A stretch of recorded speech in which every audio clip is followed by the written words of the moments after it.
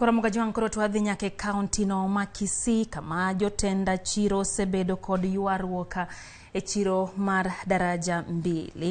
Kabinene en ywaruok mosebedo katende kod lalo mar ohala maji mathoth kaluwore kod mwandu ma iuso e chiro no. Ywaruok no obro luwo ni weche ne kabende Crispino Tieno pod luwonwa wachno e yo makare.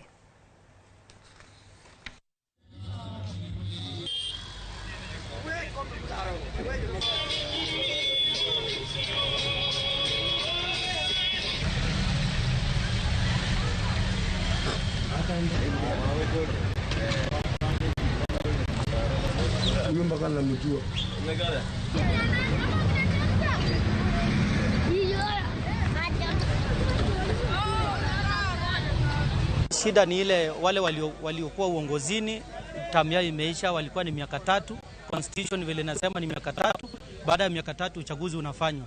Lakini tuliwaambia before wafanye uchaguzi wawache kwanza governor ajipange ndio warudi wafanye uchaguzi kama governor ashamaliza. So tunamuomba governor wetu Simba Arati akimaliza shughuli zote za kupanga maneno yote ya county arudi hapa afanye uchaguzi yeye mwenyewe ukue wa haki na usawa.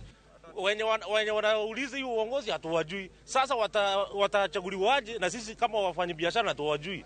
Walipitaje kwa watu wenye kufanya biashara wakasema tunatafuta uongozi. Kwa hivyo hakuna uwazi kwenye hii uongozi yenye unatafutwa leo juu tunasema governor wetu Simba Arati wakati alichaguliwa alisema kila kitu kinatakikana kiwe na uwazi katika kufanya biashara, kufanya mambo yote ya county. Lakini wakati tunaona saa hii kuna ujanja unaofanywa mkubwa sana ambao hatuwezi kubali uendelee kufanywa.